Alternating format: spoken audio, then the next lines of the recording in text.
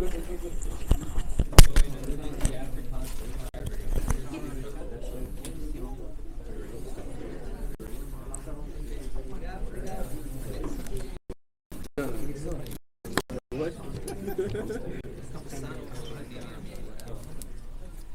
a coffee shop on Monroe.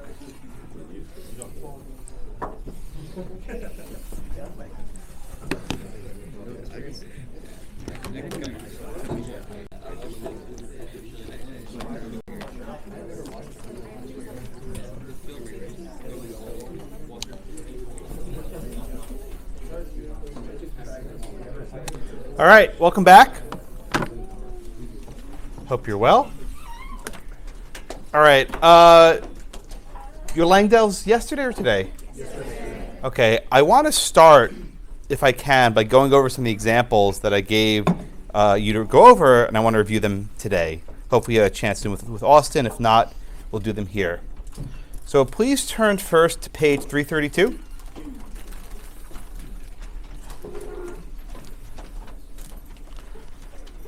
And I want to do examples 14, 15, 16, and 17.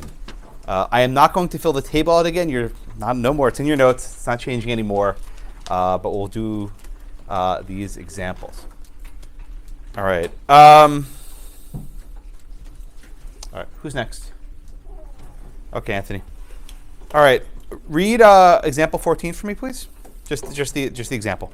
O conveys to A and his heirs, but if A dies without issue surviving him, to B and her heirs.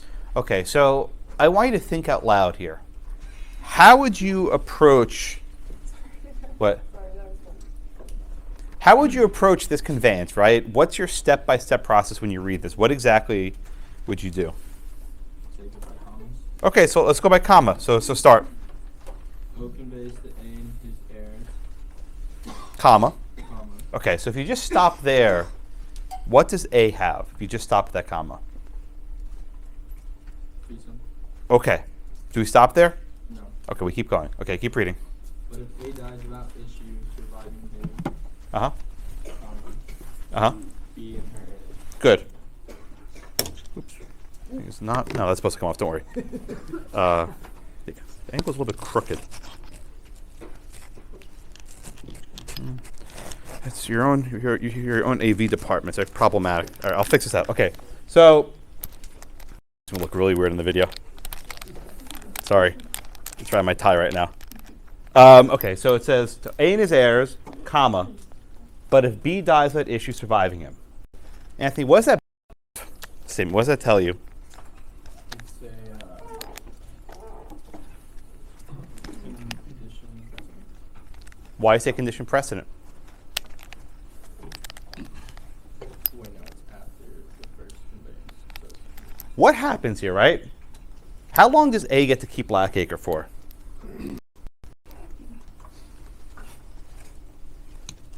What point does A give up Blackacre in this hypothetical? Okay. No. But if A dies with issue, that's A dies. Why is this thing crooked? I can't quite. All right, the video's gonna be crooked today. I'm sorry. That's gonna be at a weird angle, but that's the best I can do. I'll figure out after class. Okay. It says to A and his heirs, but if A dies without issue surviving him, to B and her heirs. Okay. In what circumstance does A lose Blackacre?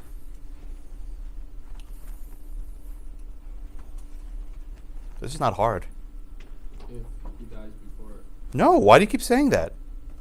Right? If A dies without issue surviving him, right? What does that mean to have issue surviving him? What's issue? Who's next? Natalie, what's issue? Like an heir? Not an heir. That's not what an heir is. Children? Yes. Issue's children. All right? We did this before. So if A dies without kids, Natalie, what happens? If A dies without kids, then Blackacre goes to B, Okay. But being precise, what is B doing to A's interest? cutting off And what do you call that? executory. Okay, very good. So we know that B has an executory interest, right? Therefore, what does A have? And A has a Keep going. Subject to an executive. Very good. Very good. That's right. Anthony was right. A has a fee simple, but it's not going to be fee simple absolute. It's a fee simple that can be divested. Specifically, A has a fee simple subject to B's executory interest. Now, Natalie, finish it up. Is this a shifting or a springing executory interest? Shifting. Why shifting? Because a third party cutting off. That's right. When you cut off A's interest, A's a third party, he's a transferee, it's shifting. If you had cut off O's interest, it'd be a springing executory interest. Everyone get that? And did I skip this row or did I do you guys last time? You went, all right. Okay, so Alexi, I think you're up next. Okay. So let's do example 15 later on the page. Okay. You want to read for me, Alexi, please? O conveys to A for life and to B and her heirs, but if B dies under the age of 21, to C and her heirs. Okay, so now we have an A, B, and C here, right? We have a lot going on. All right, so let's go one at a time. Lexi, what does A have? Okay, A has a present interest in life estate. Very good. Okay, then we see the comma. Yes. Then to B and her heirs, comma. What does B have? Or B? What does B have? A future interest in fee simple. Okay, how do we describe that future interest? It would be contingent or vesting. Well, that's what I'm asking you. Which one is it? Well, if I'm just looking at what's in this clause, then I would say vesting. Is that what you're supposed to do? No, I'm going to look to the next clause. Wrong. You're right the first time. Um, You're right. You doubted yourself. Be confident. You were right. okay. You only look to this clause. Right? I'll put it in yellow so it's easier to see. Okay, you were right. Be confident. When you say a good answer, don't. I try to play with you. I try to mess with you. I try to cast doubt upon yourself. Don't fall for my tricks. Right? I know it's mean, but it's a very deliberate tactic. Right? Don't be doubtful. I'm going to try and rattle you, but be assertive. Right? It says, O conveys to A for life, comma, then to B and her heirs. So Lexi, you said it right the first time.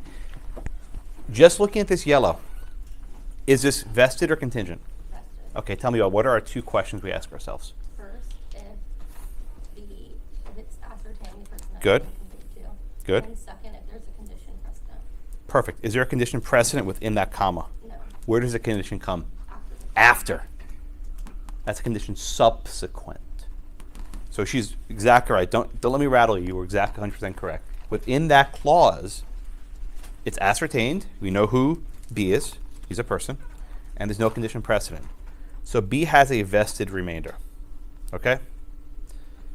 Now, Madison, how long does B hold on to that vested remainder for?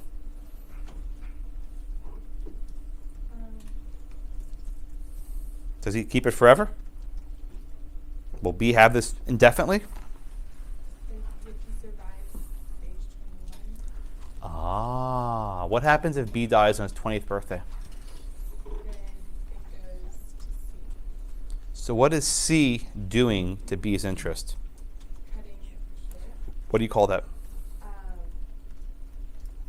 It is a shifting executory. Perfect. Shifting executory interest. Exactly right. Think about it this way, right? If B dies on his 20th birthday, he loses his vested remainder. It's cut short. We say that C then has a shifting executory interest. If you'll remember, I gave you these pairings last class. Right? Remember the pairings? And I told you if the first one is a vested remainder, the second one will almost always, not always, but more often than not be an executory interest. So if you're ever not sure, just keep those pairings in mind. If you can figure out the first one's a vested remainder, you're on pretty solid ground to say the second one's a shifting executory interest. That make sense? All right. Now, I'm going to flag this and come back to it later. See this bit about under the age of 21? Now you know why that's there. RAP, rule against perpetuities. I'll come back to that in a few minutes. Later, I promise. Let's do 16. And I'm going through these quickly because you should have done them already. But if you haven't, you can watch us later. But I want to make sure I get all this stuff done today. Oh, and I'm going to do the exam, the midterm thing on Tuesday. I don't have enough time today. It's just there's too much to do today with rap. I'll do it on Tuesday, I promise. All right. I think, Sarah, you're next. You want to read for me, please? Number 16. Open days to Hartford School Board. The premises are not used for school purposes during the next 20 years to town limit. Okay, just stop there a second. By the way, again, notice that the year 20 years is here, right? That's there to avoid a rule against perpetuities problem. Okay? All right, so Sarah, let's take this one clause at a time. O conveys to school board, comma. But if the premises are not used for school purposes during the next 20 years, to town library. What do you want to say this is? Like, what's your first, like, instinct when you read this, based on how this language is structured? Fee simple, subject to conditions subsequent. Okay, that's what you want to say. But why is that not the answer here? That's what people, and by the way, the but if, right? You see the but if? You say, aha, the fee simple subject to condition subsequent, condition comes afterwards. But why is that not the answer here?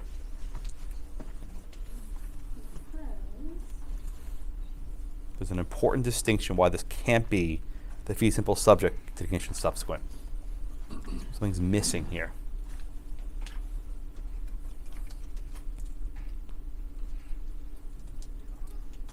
Sarah, let me ask you this. What is the future interest that's usually paired with a fee simple subject to condition subsequent? What do we call that? Check your notes. Fine. The future interest is Paired with a fee simple subject to condition subsequent. What's that future interest called? the right of entry. Okay, very good. And who has the right of entry? Which person? In every case we've ever done. Town liberty. No.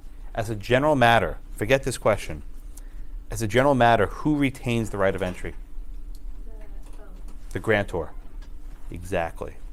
The very definition, right, of the right of entry is it belongs to the grantor. Oh. Sarah, does a grantor have a right of entry here? No. Who has a future interest? Town liberty. Okay, the town library has it. Okay? So this cannot be a fee simple subject to condition subsequent. Why? Because the future interest goes to a third party, not the grantor. This is why I tell you that chart, just throw it out the window now. It's not going to help you. You have to go back and forth.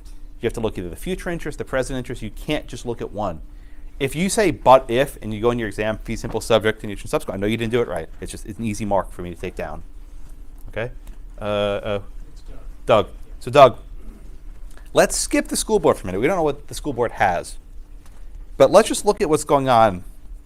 If the premises are not used for school purposes, then the library gets it. What is the library doing to the school board's interest? What do you call that? Shifting or springing? Very good. Okay, so now we know. If the library has a shifting executory interest, how do we characterize the school board's interest? How do we characterize the school board's interest? In other words, if you know the second one, how do we characterize the first one? No. If the future interest is a shifting executory interest, what does the present interest have to be?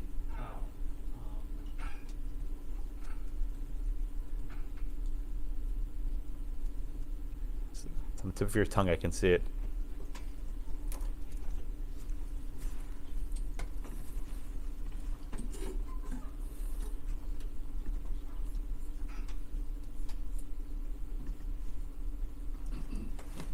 Moises?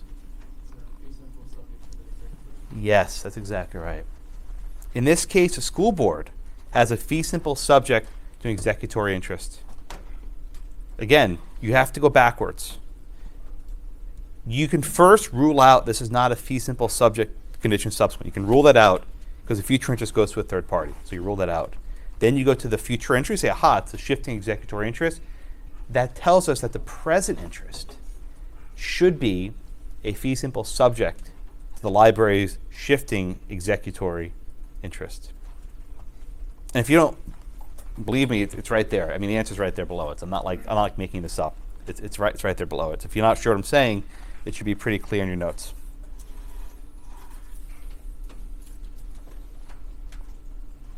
Okay.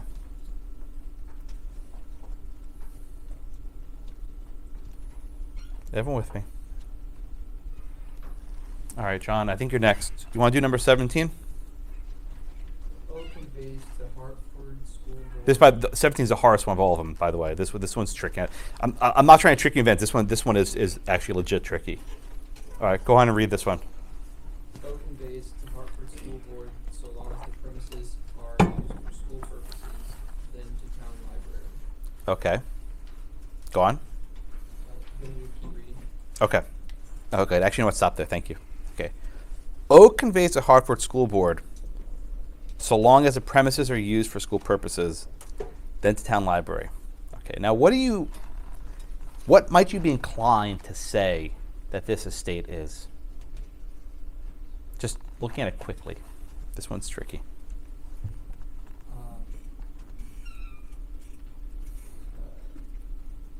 It's like contingent remainder. No, not even close. No, not yeah. Fee simple. It's a fee simple to the. Oh, hold on. What are the words in that first clause that give you some hint of what we're dealing with? So long as the premises are. Okay, so long as.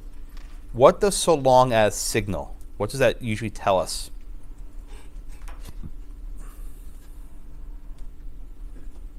Feasible determinable. Okay. So usually, right, when we see the phrase so long as, that tells us we're dealing with a fee simple determinable because these are words of duration. They're not conditional words, they're words of duration. Right? All right, so Lexus. After the comma, we see then to town library. How do we characterize the town library's interest here? What's the town library doing to the school's interest? Okay, very good. So how would we characterize the interest of the library? Okay, same as the previous question. Now, Alexis, generally, when the present interest is a fee simple determinable, what do we call the future interest? Exactly. And who has a possibility reverter? O. Is there a possibility reverter in this question? Okay. Does anyone have a possibility reverter in this question? No, you're right. You're right. Don't doubt yourself. You're right. Be confident, right? Believe your answers. Let me tell you something. If you're confident, you can say the dumbest stuff in the world, right? I mean, like, you're going to be in a position where you're not going to know what the hell you're talking about. And if you be confident, it usually works just as well. I'm dead serious. You think I know what I'm talking about all the time? You ever hear me on the radio or TV? I did a radio interview this morning at 7 a.m. I was still have my eyes closed, even awake. Like, I was actually still in bed when I did it. You couldn't even tell. But, you know, it was early. But, like, yeah, if you say something with confidence, it gets you halfway. Then you'll figure out the details later. But if you don't know, just be confident. I'm dead serious. I am dead serious. Take my words carefully. I fake it till you make it, right? I'm serious. If you fake stuff, eventually you'll figure it out eventually. But if you're not sure, just be confident in your answer. Okay. So, Lexius, I think you're exactly right. Generally, you have a fee simple determinable that matches with a possibility reverter. But the possibility reverter can only belong to the grantor O. So that can't be this question. But this question's kind of weird, right? Now, is that Chase? Chase, do you remember with a fee simple determinable, what happens as soon as the school is used for, residential purposes? Does anything need to happen before the condition executes? Reverter fee simple. No, there's no reverter. Don't say that. Right. What? When you have a fee simple determinable, what happens when the school is no longer used for school purposes? It goes back. Does anything have to happen before it goes back? Ends for the condition. No. No, Elias? No, it's It's automatic. Automatic. Right? What does that mean, automatic? Just tell me in a few words. Doesn't have No court or anything, right? So if you think about it, the possibility of reverter resembles the executory interest in one important respect. They're both automatic, right? They both cut automatically. What I'm about to say is going to make your mind twist. But a possibility reverter is a type of executory interest. I know I just made your minds blown, right? You're ripping out your notes, just ripping up your chart. If you think about it, the possibility reverter can be classified kind of like an executory interest because it's automatic. So here's what the book says. I don't like this answer, but I think it's probably right. We know for sure in this question the library has a shifting executory interest. That's what Lexis told us. She's 100% correct. Now, is the present interest one of two options? Is it a fee simple subject to an executory interest? Or is it a fee simple determinable subject to an executory interest? Book says the second one. I think that's probably right. And the reason why is a fee simple determinable can be cut short automatically, right? It matches with an executory interest. In contrast, go back to 16. If this was a fee simple subject to condition subsequent, you would need to actually go to court first. It could not be automatic. Let me say that one more time. In number 16, if the present interest was a fee simple subject to condition subsequent, you'd have to go to court. And that's inconsistent with an executory interest. Executory interests are automatic. But in number 17, the fee simple determinable, automatic. It matches with the executory interest. So what this tells us is that you can pair a fee simple determinable with an executory interest. You can do that. But you cannot pair a fee simple subject condition subsequent with a executory interest. Let me say that one more time. Okay? Pairings. You can pair a fee simple determinable with an executory interest, but you cannot pair a fee simple subject condition subsequent with an executory interest.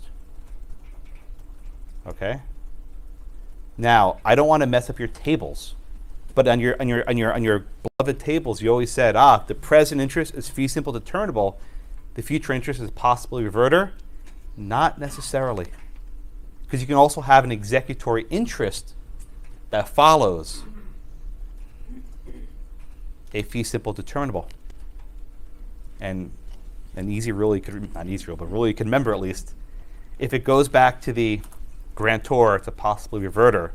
If it goes to a third party, it's going to be an executory interest. I'll do that one more time. I know that I just blew up your table. You can have, after a fee simple determinable, you can have an executory interest, or you can have the normal one, a possibly reverter. The possibly reverter goes to O, the grantor. Executory interest goes to a third party, B. So you can see it both ways.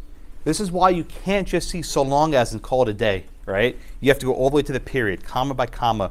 It's like you're like on a war front, battling line by line.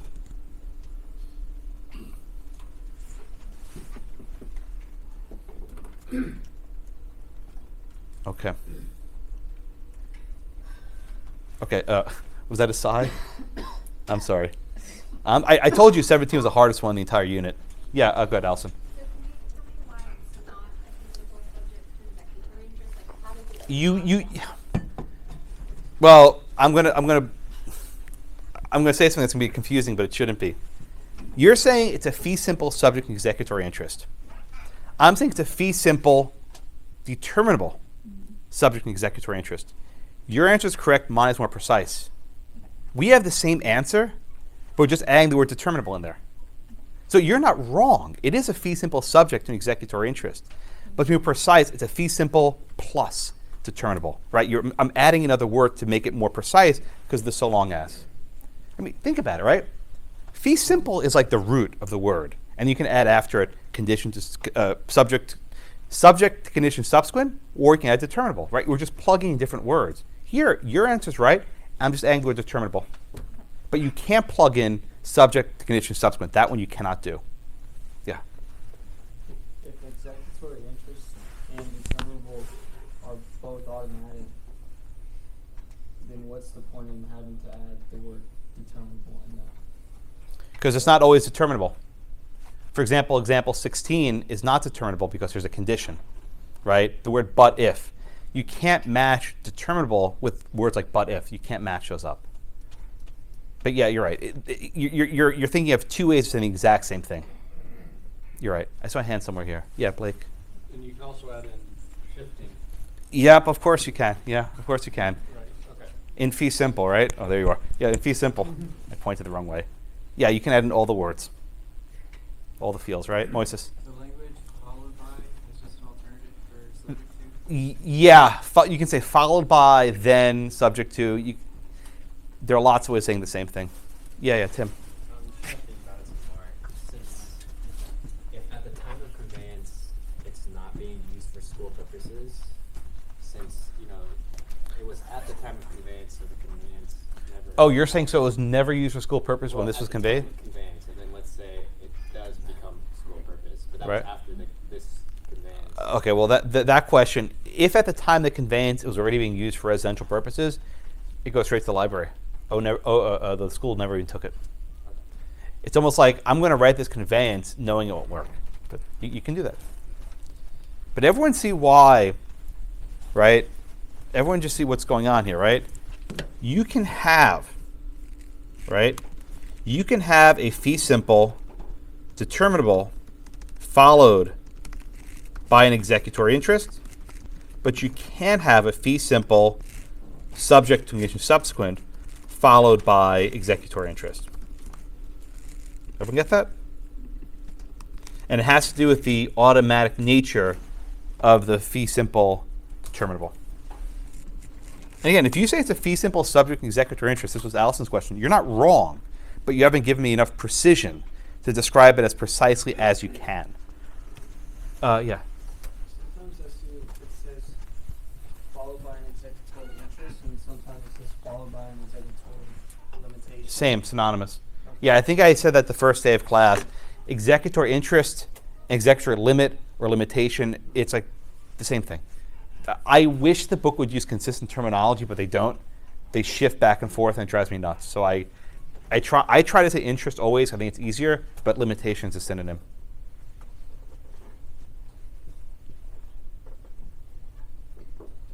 Yes, Elias. You're saying the subject to condition subsequent, because there's a condition subsequent, that's what you mean when you say Yeah, there has to be, but the key point is with the fee simple subject to condition subsequent, it's not automatic. You have to go to court. You have to exercise your right of entry. So you can't pair it with with the right of entry. You have to call it something else, which is a executory interest. because the court's going to determine if the conditions are met. There's stuff that has to happen first. Yeah, it can't. You can't have an executory interest following a fee simple subject to condition subsequent because it's not automatic. The automatic part is actually very important, and we'll see why in a few minutes. But things that are automatic, the courts prefer, right? It's less work for them. I mean, to put it that way. Is that a hand? No. Yes, sir. Is there any point where two parties could have an executory interest and see who gets there first? Say that one more time, please. So, can you grant an executory interest to two parties at the same time and just let them battle out to who gets it first? I don't know what you mean at the same time. I'm not sure what that looks like. So, have an executory interest and see who goes first to court to claim it. Yes. Well, the right of entry is what you have to go to court for, not executory I interest. guess right of entry. Right, but right of entry is have to be sequential, right? You can't, unless you have, you give the right of entry to twin brothers, I guess. I mean, it's hard to think of that in example, so I wouldn't worry about it. Sure. Yeah. Usually, a right of entry is for a single person. You don't really have. You usually don't have people competing with this, but I guess you could. Other questions? Oh, I'm sorry, Alexis. Go ahead. So if you're writing this in exams, do you want us to write the whole thing? Like, Please. the present interest Yeah, please. of school board. And If put you it can, I'll in be the- very happy. I don't expect everyone to because that's my expectations are realistic. I know. I mean, I grade the same exams every year. I know people do, but if you do that, that's the A paper, right? You want us to include subject to, let's put school plus an interest subject to town library shifting executory interest and Perfect. You said it all. then do The more you give me, the better. Of course, the risk is if you say something wrong, it hurts you, right? So there's always the risk if you're, like, look, like Allison's question, you could hedge and say it's a fee simple subject and executory interest. That's right. But if you say fee simple determinable, it's better. But if you screw up and say fee simple subject condition subsequent, you add those extra words, you can lose points. So there's always the risk when you go for the A, because you might bite off more than you can chew and fly too close to the sun, and then your wings melt, and then Icarus, right? And then you're in trouble. So, but if you want the A, yeah, you have to go all the way.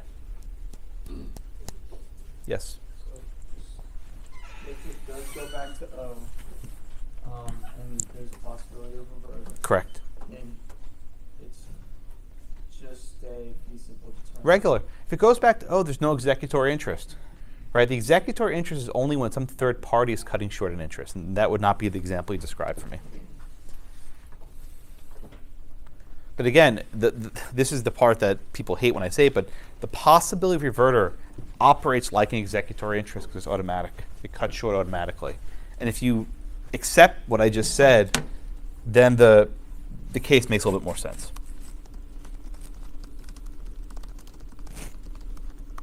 I'm taking some notes so I can make sure I remember how to say this again next year. Okay. All right, everyone with me? All right, so let me take another look at number 16 again. Okay. To Hartford School Board, but the premises are not used for school purposes during the next 20 years, the town library. Let's say, sorry, Ryan. Let's say that I would have crossed out this phrase during the next 20 years, just in the pink, right? Let's say I just cross it out. To Hartford School Board, but the premises are not used for school purposes, the town library. Okay.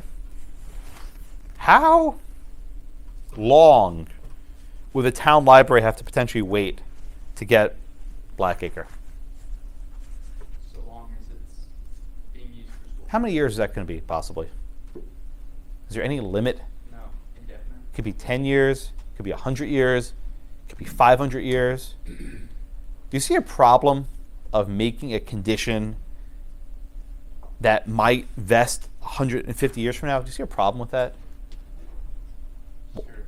What follow-up question. What's the problem with making a condition vest 200 years from now? You can't see that far down the line. You can't.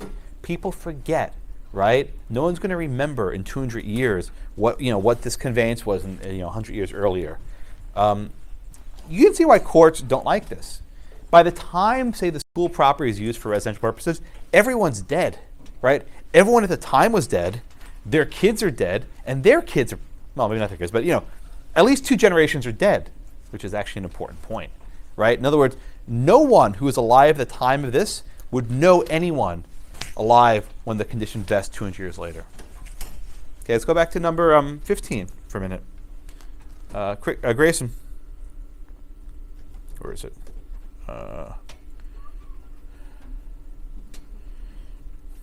And so right here it says, I'll put this in pink. To O conveys A for life, then to B and her heirs. But if B dies under the age of 21, to C and her heirs. Now let's say we change 21 to 121. Why might that be problematic?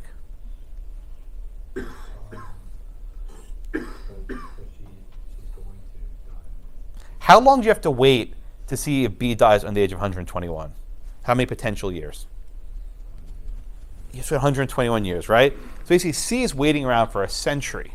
Now, do people live to 121? And Moses, I don't, right? Not many people, right? It's very rare to live that long. But let's say it's not 121. Let's say 50, 30. You still have to wait a very long time. What you're starting to see is the courts didn't like these sort of contingent interests that were just floating around indefinitely. That you would have to wait 10, 20, 30, 100, 200 years, right? To figure out when the condition vests. Look, maybe he dies on his 20th birthday. Maybe he dies at a ripe age of 120. right? You don't know when a person will die. Same thing for giving birth. I know I mentioned this earlier. You know, someone said a 7-year-old gave birth. I forgot the number someone gave. She was 74. Okay, all right. So if I write a condition that, you know, when, you know, A has a child, you might have to wait 70 years because technically a 7-year-old woman can still give birth to a child, right? Courts presume that you can live forever, and courts presume that you can give birth at any age. And if you take that presumption seriously, what's called the fertile octogenarian rule, right? We presume that 80-year-olds are fertile. Even before IVF, we presume that. You might be waiting around a very long time, okay? This concern about waiting for these contingent interests to vest gave rise to some rules.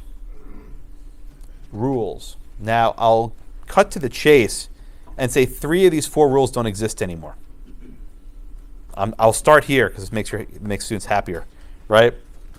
This is from the Texas Property Code, section 5.042. Abolition of common law rules. The common law rule is known as the rule in Shelley's case, the rule forbidding a remainder to the grantor's heirs, the doctrine of worthier title, and don't worry about the last one, it doesn't matter. Okay? So these 3 rules, Shelley's case, a remainder in the grantor's heirs, and the doctrine of worthier title, they're dead. Right? They don't exist in Texas anymore. But I need to explain them to you because they did exist at one point, and maybe you'll see a very little instrument someday, and you'll have to figure it out. The 4th rule, this is the very next section. That's 5.042. This is 5.043. The rule against perpetuities. That does exist, and there's some special rules about it we'll get to later, but you need to know the 4th one. Okay? So let me walk them one at a time. First off, contingent interests. So far, I've been using the phrase contingent remainder, right? We know what a contingent remainder is. The person's not ascertained, and there's no condition precedent. Or there is a condition precedent. Okay? But I'm using a different phrase now. I'm not saying contingent remainder. I'm saying contingent interest. Contingent interest is broader. Okay? I can define a contingent interest very easily. Everything that's not a vested remainder. Right? If you have a vested remainder, it's not contingent. But what is a contingent interest? Number 1, a contingent remainder. Number 2, are vested remainders subject to open? Remember, that's where more kids can be born into the class. So number 1 is contingent remainder. Number 2 is vested remainder. And number 3 is an executory interest. Either shifting or springing, both of them. Right? If you have a contingent remainder, if you have a vested remainder subject to open, and if you have a shifting or springing executory interest, those may never happen. Right? It may never happen. And the courts don't like things that may not happen. The purpose of these 3 rules, actually all 4 of them, is to kill, is to destroy contingent interests. Again, the purpose of these 3 or 4 rules is to destroy contingent interests. That's the purpose of them, to destroy future interests that are contingent. Rather than sitting around and waiting to see if, A gives birth at the age of 80, you just destroy the interest now. Right? Rather than waiting to see if O lives to be 120 years old, you just destroy it now. And the question then is, how much are you destroying? Right? How much risk are we willing to tolerate? How long are we willing to wait around? And the number that people come up with often is 21 years. About a generation. Right? Courts will wait a short period, but not a long period. Everyone get the general gist of what I'm talking about. All right. So go in your books, please, to 346. And we'll look at example 25. And example 25 is used to illustrate the destructibility of contingent remainders. This is the first rule. the destructibility of contingent remainders. The purpose of this rule was, as the name suggests, to destroy contingent remainders. Right, that was the goal, to destroy contingent remainders.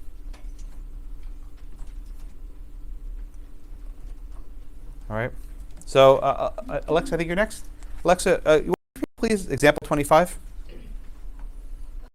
Black A for lives, then for B and for heirs, if B reaches 21. Okay. So let's just go through this one, right? What estate does A have? President and life estate. Okay, very good. And what interest does B have? Future interest in contingent remainder. Contingent remainder. Because he's ascertained and there's a condition precedent that he must be 21. Okay, very good. So we have A's life estate. Contingent. What else? You're not done yet. What other interests are in this question? B's heirs. No. The reverse. Yes, there it is. Everyone see it? Who has reversion, Alexa? Oh, Why is O reversion?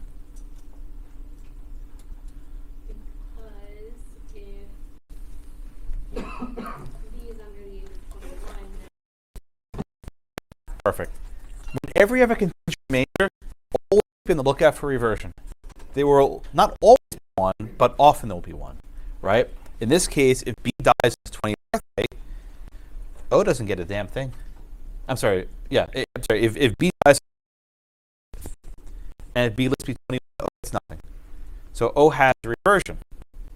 Right? And reversion is subject to B's contingent remainder, if you want to be precise. Right? O is subject to B's. That's the entire answer. People want to do that. Okay. Now, under the rule of, I never say it, the destructibility of contingent remainders, we say, you know what?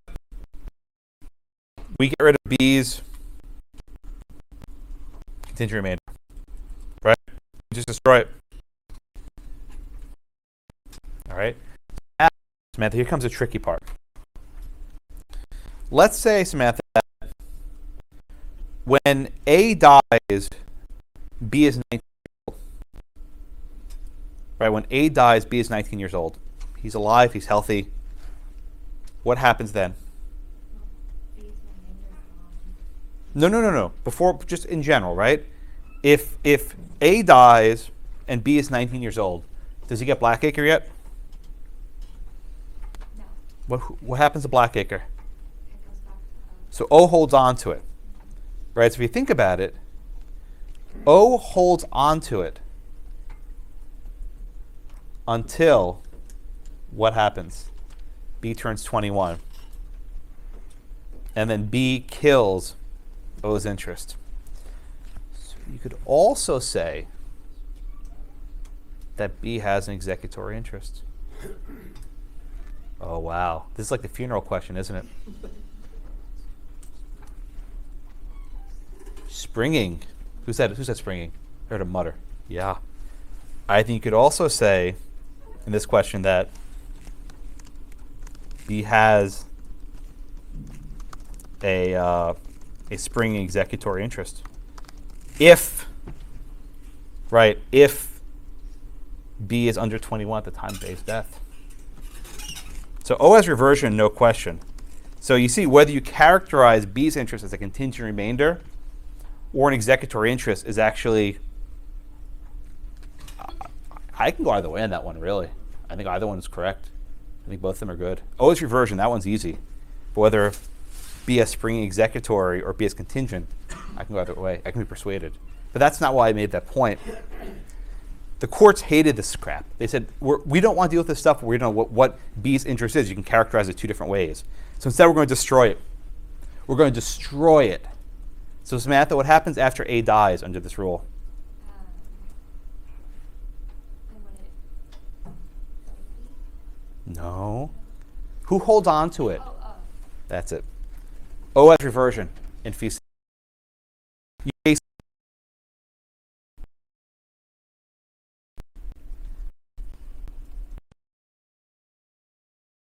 right? You kill. He gets nothing. harsh rule. You say O is reversion, fee simple, done. So as soon as A dies, it goes to O. No questions asked. But you can see why, right? I think the answer key says this is a contingent remainder. I think that's a good answer. I think this is also going to be a springing executor interest thing. I can do it either way. So I'm not going to commit to one or the other. See either way. But the key point is, under this first doctrine, this destructibility of contingent remainders, you just kill the contingent remainder. Which is why, I think the reason why they said contingent remainder is to make this example work. But you kill the contingent remainder, O is reversion and fee simple, done. B gets Zippo. Yes, Deanna? I'm not trying to confuse myself, but doesn't that sound like a trust? Don't ask about trust. I know what you're asking, but you're going to confuse everyone if I answer it. So we'll just skip that question, okay? Alright. You'll take a class in trust next year. Just thank me later, okay? I hate giving that answer, but like you have to give it a bounds. I don't want to escape. Okay. Everyone see that? Let's try Garrett. You want to read for me? Oh, this one's trickier. 26. Sorry, I try to be honest. You want to read 26 for us? O conveys Whiteacre to A for life, then to B and her heirs if B survives A. Okay. So O conveys Whiteacre to A for life, then to B and her heirs if B survives A. Now this one I think is easier to characterize. What is A's interest here? Okay, and what's B's interest? Could it be an executory interest?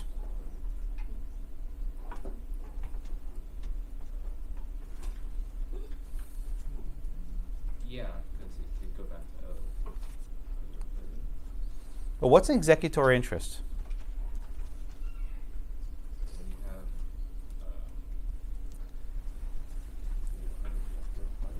have Garrett, let me ask you a question. What happens if B is alive when A dies? What happens to Black or Whiteacre? If B, it goes to B, right? What happens if B's already dead when A dies? then it goes back to O. Is there any situation where O's interest gets cut short here? If B's still alive. But does O ever get it? In other words, if B is still alive, does O ever get a reversion? No. So this is a straight up contingent remainder, right? There's no executor interest in this question. B has contingent remainder and A has life estate. O has reversion, right? O, excuse me. O has reversion that's subject to B's contingent remainder. O will either get it or he won't, right? He'll either get it at A's death or he won't. There's no condition, okay? So everyone get it, right? A has life estate, B has contingent remainder, O is reversion. Okay? Then it says in the next sentence, A conveys his life estate to O. Megan. A conveys his life estate to O. So we know O has reversion and A had a life estate. What happens when A conveys his interest to O? They merge. What's merger? I got my sticks ready. What's merger? You're exactly right.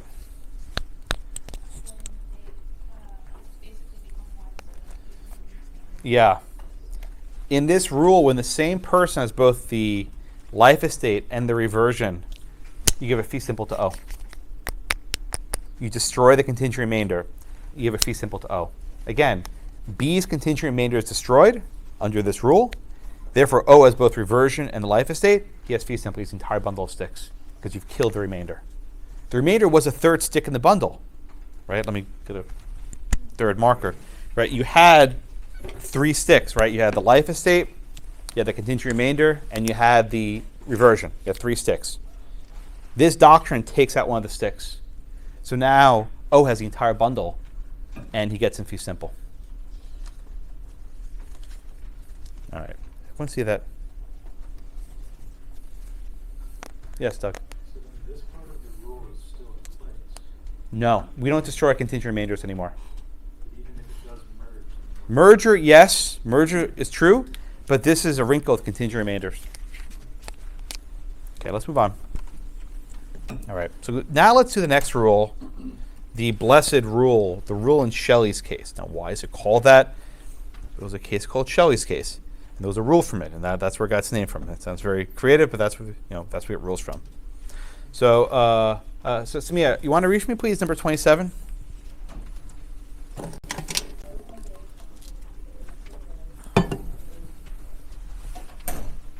Okay.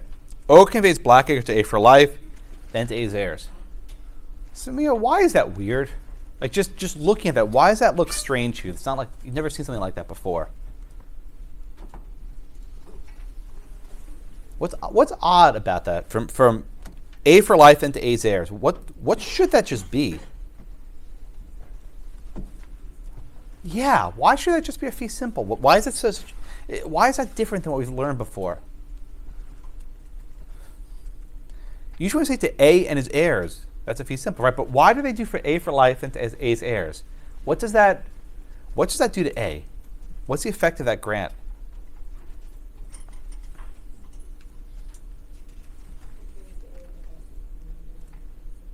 Well, A's heirs, right?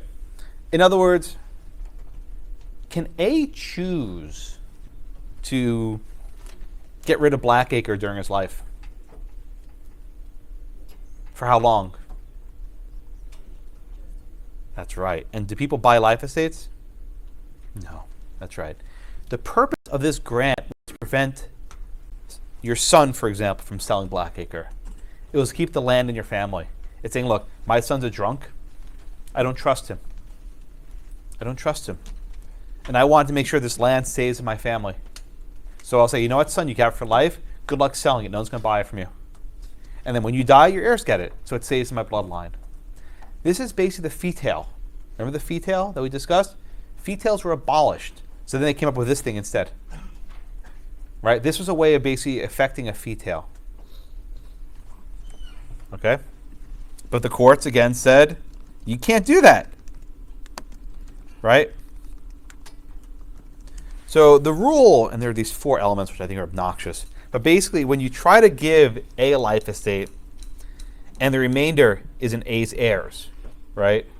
When you give A a life estate and the remainder is in A's heirs, you just merge it. You say A has a fee simple, right? You say A has a fee simple.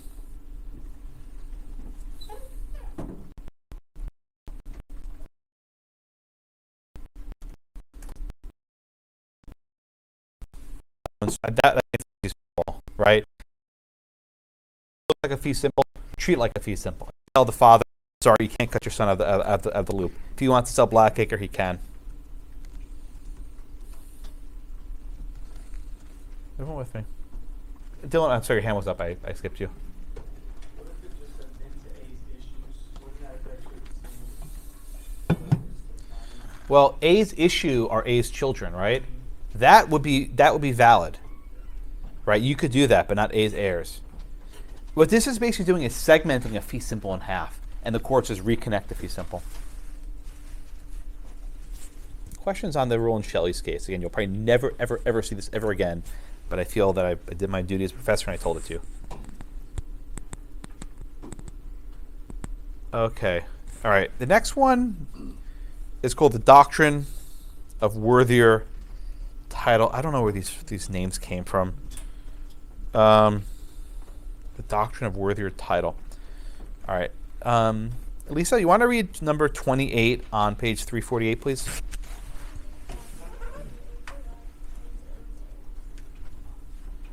Why is that weird?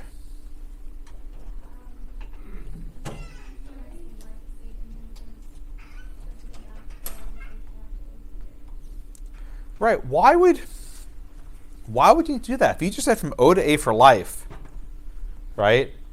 That means, Lisa, if you said from O to A for life, period, what interest would O have? Yeah, O's reversion, automatic. So the court said this is stupid, right? We're just going to cut off the O's heirs part. We'll just say from O to A for life, period, and O's reversion. This one's actually easy, right? Again, why would you do this? basically O wants to make sure his heirs get it, but not right away. So maybe he could cut them out. Like they're different. This was all about control and power, and trying to cut people out. And the court said, no, you can't do this. You have to take it up regular reversion.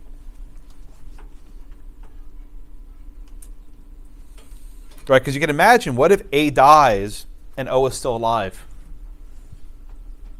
His heirs are not yet ascertained. What happens to Blackacre? O would have reversion anyway. And then when O dies, he can then give it to his heir. So it's just cutting to the chase. Again, abolish, don't cry about it. These rules don't exist because they're not very good rules. They were abolished for a reason. They're stupid. Right? They served a purpose very long time ago. Whatever purpose they served has just been abandoned to the sands of time. Alrighty. Questions on this one?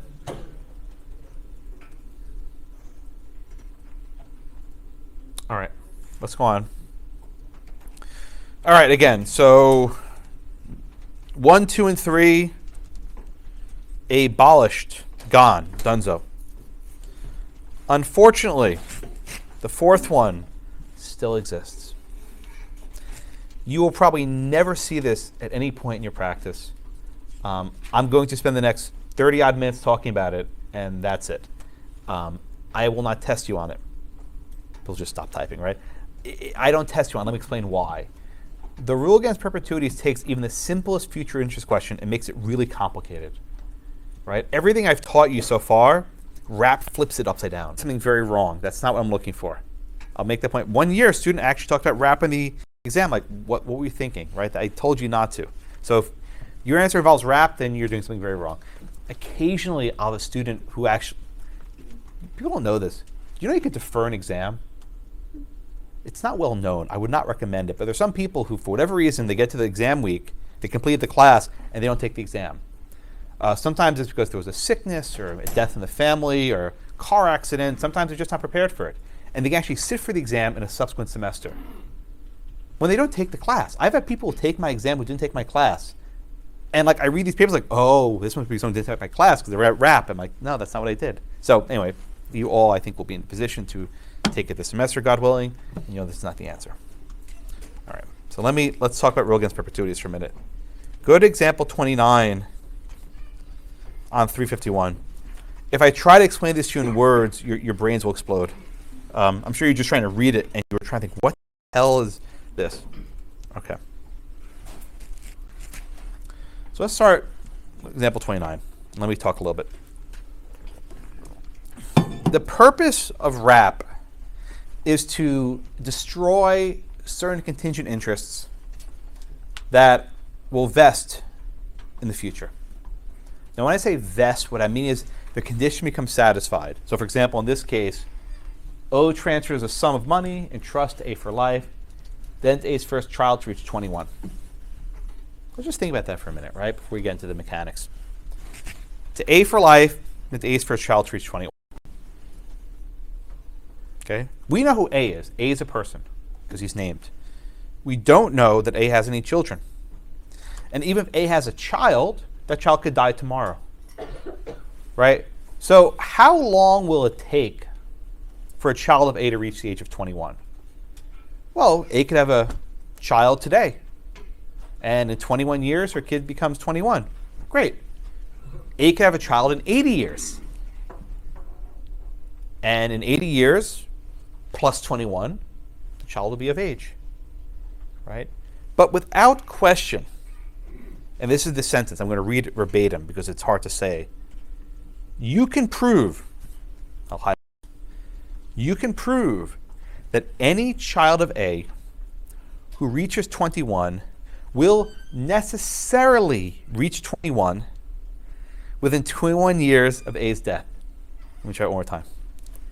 You can prove that any child of A who reaches 21 will necessarily reach 21 within 21 years of A's death. Why? Because people can't give birth after they die. Right? Forget in vitro, forget rigor mortis, right? Forget that stuff. You can't give birth to a child after you're dead. That's just not. There are questions about women who die on the operating table and the baby's born after they die. So there are questions like that. That does happen. But just in usual circumstances, you can't give birth after you die.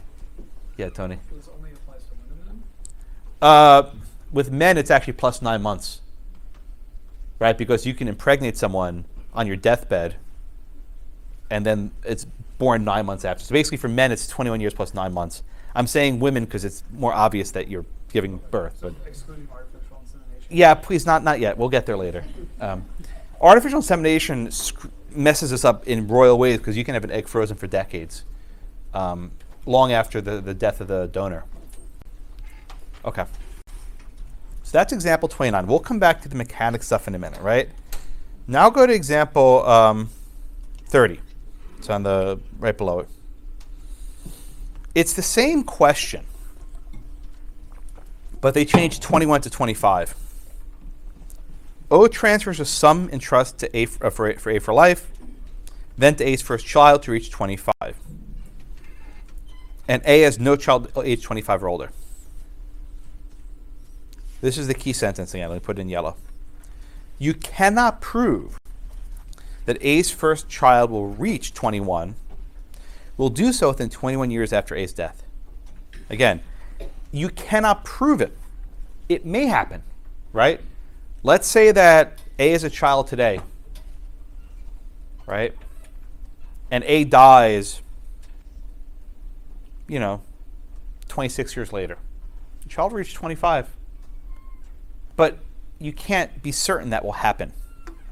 With example 29, you can say with 100% certainty that A's child reached 21 within 21 years of A's death. 100% certainty. Both example 30, you can't prove that with 100% certainty. Maybe 50%, maybe 60%, but that doesn't cut it. With RAP, you need to prove that it could or could not happen, either one. But you have to prove it with certainty. Okay? So, example 29 is fine in the rule against perpetuities. Here, the contingent remainder is valid. The contingent remainder is valid. Okay? But with 30, it's not valid. In example 30, this contingent remainder is not valid. Therefore, what do you do under the rule against perpetuities? You strike it. Right? You strike it. So A is a life estate. And what happens after A dies? Goes back to O. Reversion. His kids never get it. You can't get rid of the life estate. That one's fixed, right? A's life estate is fine. But at the conclusion of the life estate, it goes back to O for reversion. A's kids never get it. O as reversion. Everyone get that?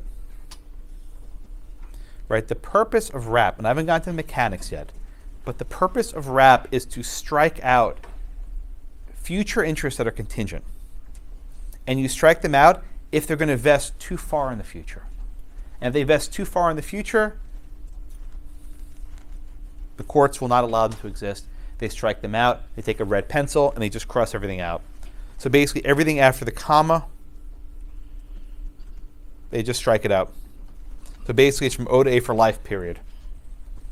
That means O is reversion. Right, again, RAP is about taking a pencil and crossing stuff out.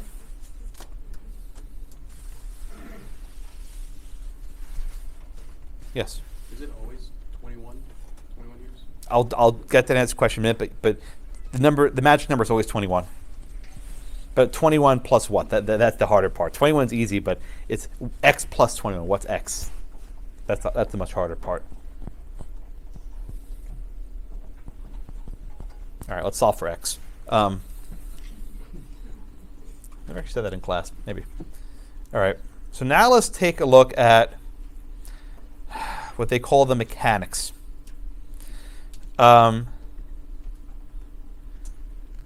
This is not going to make sense to anyone. The book describes it as 2 steps.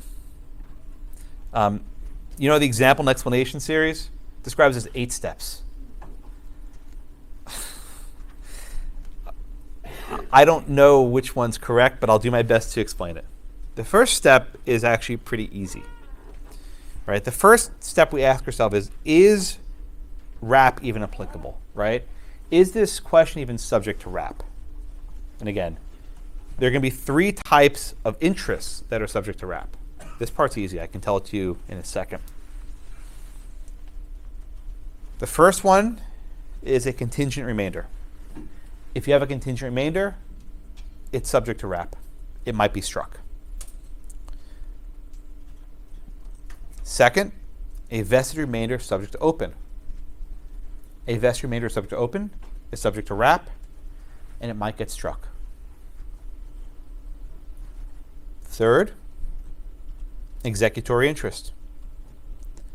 Executory interest is not vested. It's subject to RAP, and it might get struck. So if you have any of those 3, contingent remainder, vested remainder subject to open, or executory interest, you have to apply RAP. Now you see why testing this is hard. You might get all the way to the correct answer, say, aha, it's executory interest. But the answer is strike it out.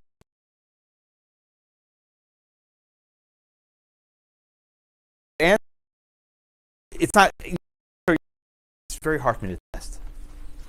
Okay, if you have a vested remainder, period, RAP is not applicable. This will certainly vest. There's no questions. Okay, now what the book calls step 2 and what the E&E calls examples, steps like 6 through 8 or something, it's messy. The example explanation series are good. They have good questions, but it's hard. You're not going to learn from it. It's you have to do the work. Okay. All right. The first step with RAP is you have to determine who the validating life is. The validating life. What is the validating life?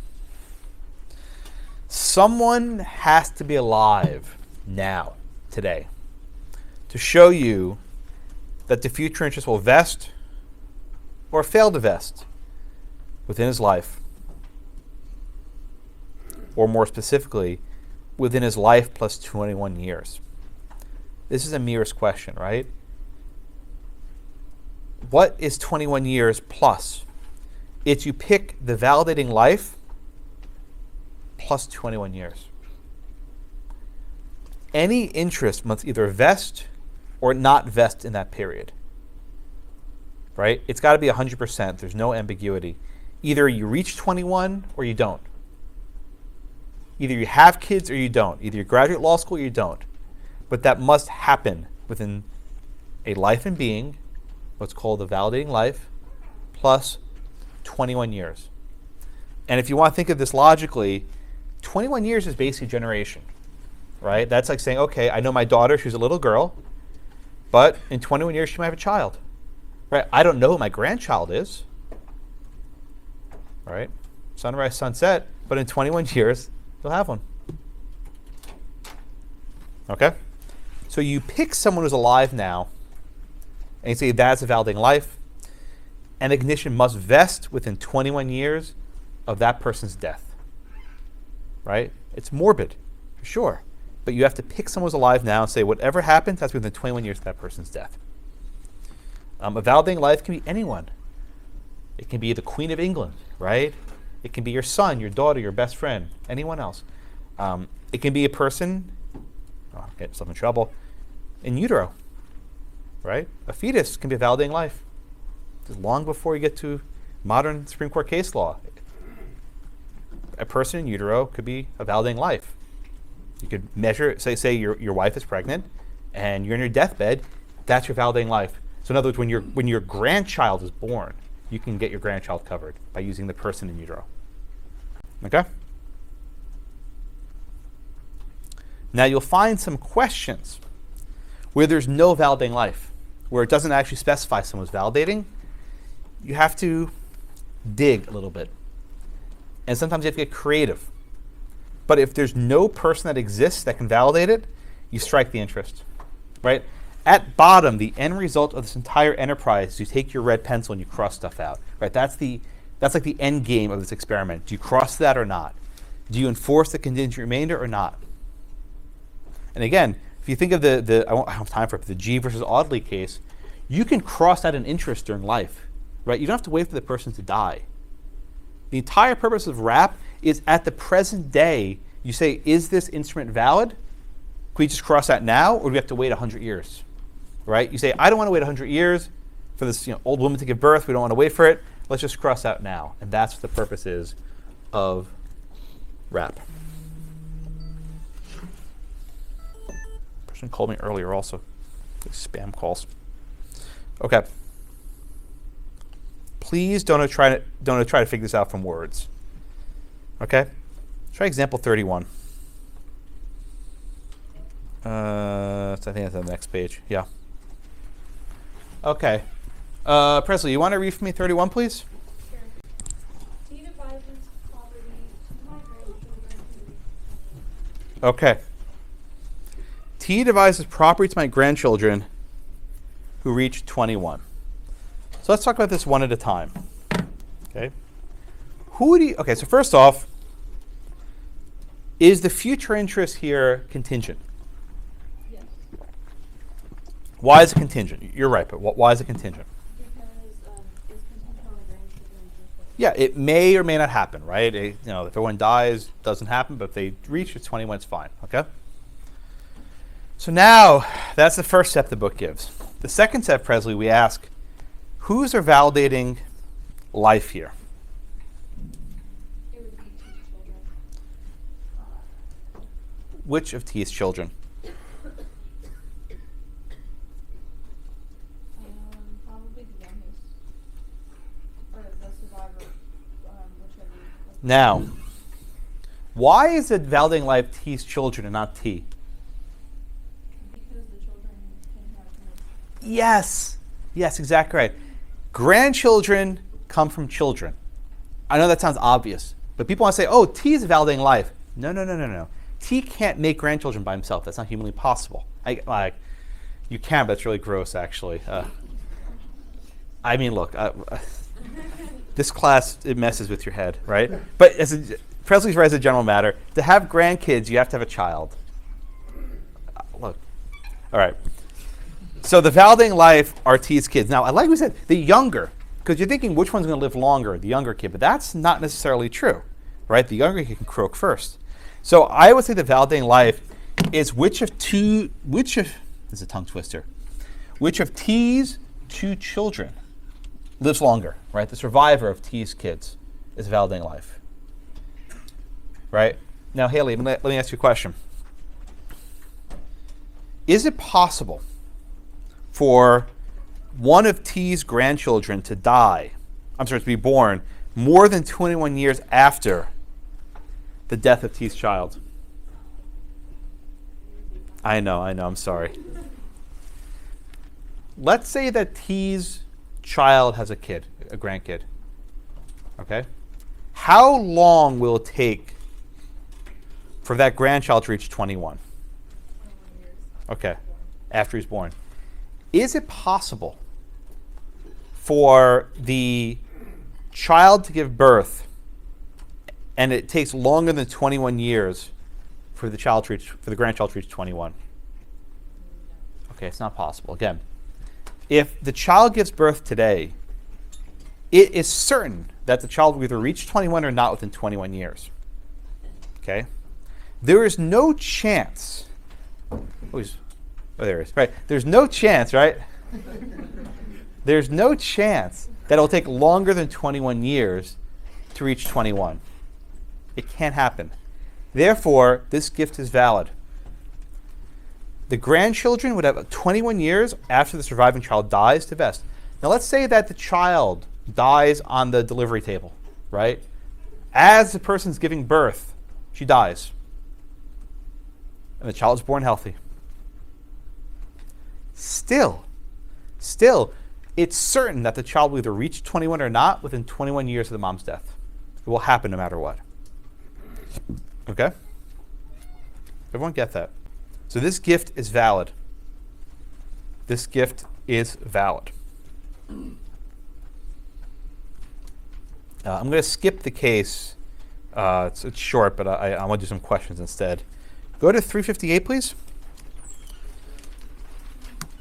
And Allison, you want to read question number 1, please, for me? O conveys to A for life given to B if B attains the A's experience. Okay, so what is A's interest here? Okay, and what does B have? Very good. And what else? What else we have here? To O, right? Very good. A has life estate, B has contingent remainder, because there's a condition precedent, and O has reversion. Very good. All right, so let's just look at this for a minute. O conveys A for life, comma, then to B if B attains the age of 30. And we know now that B is 2 years old. Who here is our validating life, Allison? Who has to be the validating life? Right, why B? Right, B is responsible for the B reaches the age of 30, right? B has to be healthy, he has to exercise, eat lots of greens, right? B is the one who we actually have to keep an eye on. If B gets hit by a car tomorrow, he will not reach the age of 30. So B is the validating life. How long will it take, Allison, for B to reach the age of 30? Oh, how old is he now? So how many years? 28. Okay. We need 28 years for B to become 30. Allison, is it possible for B to become 30 within 21 years? Possible. It cannot humanly happen. Okay? But, and here's the wrinkle.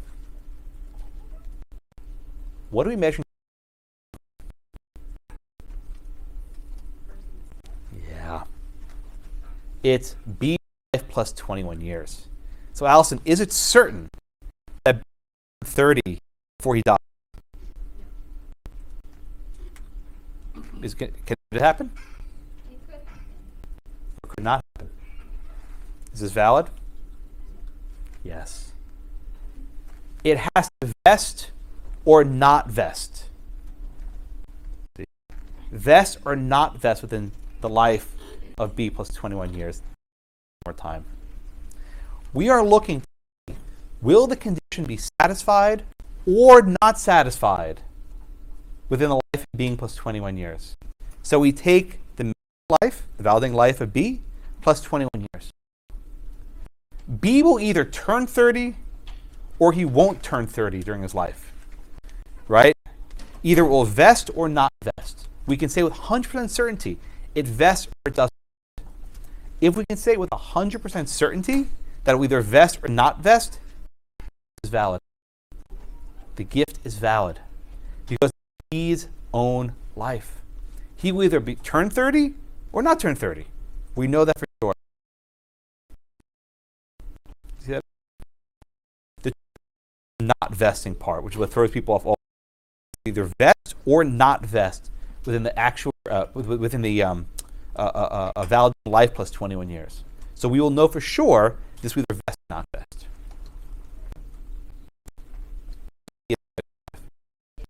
It's valid.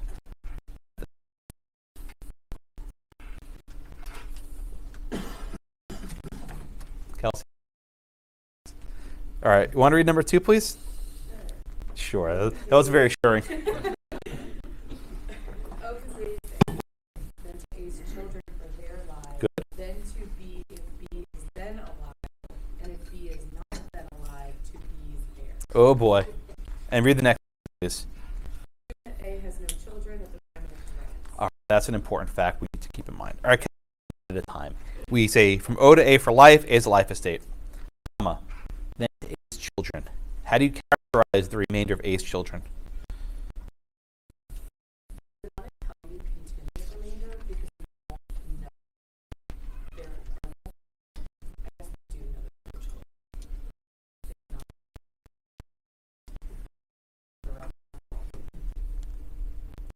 I'm not. What do you call an interest naturally after a death?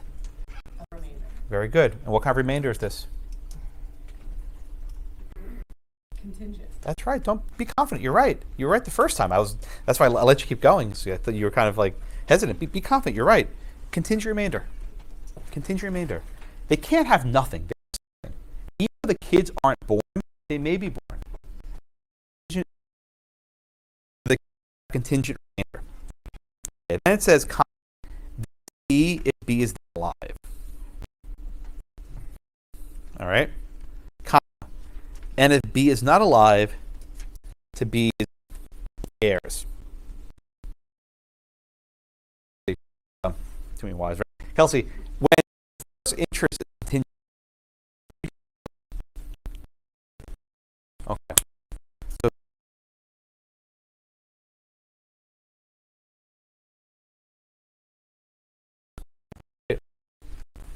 we have multiple contingent remainders in this because there's a condition precedent. So again, is the gift to A's children valid? Right? We'll do them separately. So first we're looking at the yellow. I'll highlight. Okay? Is the gift to A's children valid? So we know it's a contingent remainder. So it's who's the validating life here? To determine A's children, who's our validating life? Right. Why is A the validating life? Who determines who has kids in this question? Right. If we're talking about A's children, A has the validating life because A is responsible for having kids, right? Okay.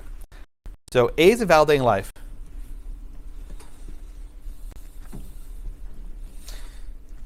Is it certain to happen or not certain to happen that A will have kids? Will it either vest or not vest within 21 years of A's death? Why? Exactly. Either A will have kids or he won't have kids, right? 100% either has kids or no, there's no in between, right? You can't like have a partial. You either have kids or don't have kids, right? This is why I say everything in this class gets messy, but either have kids or don't have kids, right? So the interest of A's kids is valid, right? Because either vest or not vest within A's lifetime. Okay? Everyone with me? The second one. And then the interest to B over here. Is that interest valid?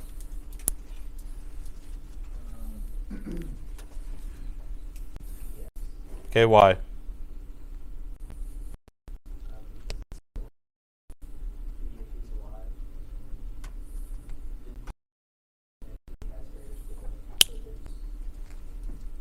Yeah. B, right? B's alive now. So either he's alive or not alive at the time of his death. It can happen, right? So here, the remainder to B is also valid because it must vest or not vest within B's life. Okay? All right. Let's jump ahead. We're running a little bit short on time. And let's do number... let's do number 4. We'll wrap up with that one. All right. Sorry, I can't see it. Yeah, Chris. You want to read number 4 for me, please? Oath of days to A for life, is to A's children, age 25. A is alive and has a child, B, age 26, living at the time of the conveyance. Is the remainder valid? Okay, so one step at a time. We see that A is a life estate. Yes. What interest do A's children have? Vested remainder subject to open. Yes, that's right. Because there's one child who's currently alive. It's a vested remainder subject to open. It's not contingent. But is this one subject to wrap, Chris? Is a vested remainder subject to open? Yes. Yes, that's correct. It's a contingent interest. It's governed by wrap. Right. So we ask ourselves, who is a validating life, Chris? Validating life would be A. Right, because A is one who has his own kids, or her own kids, as we say, right? All right, now notice it says A's children, and that's how you know it's subject to open. Child, then it might be different, but it's children. And keep a very close eye if I say child or children, because that makes a difference. Okay. So in this case, right, we know that there's a child B age 26. That child's already reached the age of 25. But is that what we're concerned about, Doug? Are we worried about the kid who's alive today? Are we really worried about B? What do you think is going to happen to B tomorrow, given that how you ask questions? What's going to happen to B? Oh, yeah, but what's going to happen to him tomorrow? What happens to everyone in my hypotheticals? They die, right? What happens if B dies tomorrow and A is still alive? So what happens if A and B get into a car accident and they die the same day? Is there any way that a child of A could then become 25 within 21 years of the car accident? Is this gift valid? It's void. This gift is void under wrap. Right? When A dies, he might leave a child under the age of 4. Right? When A dies, he might leave a child under the age of 4.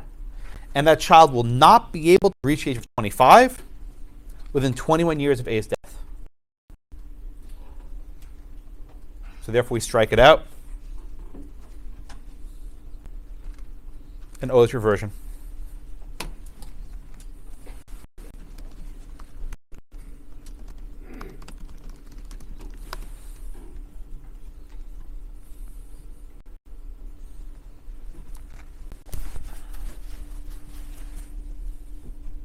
Everyone see that?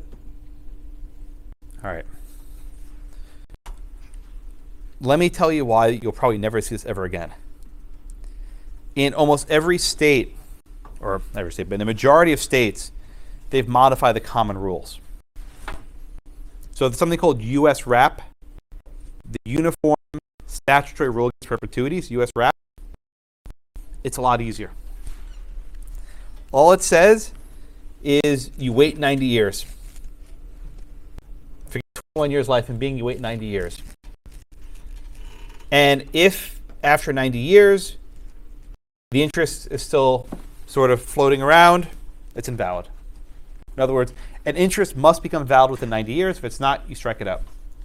Isn't that easier? So much easier.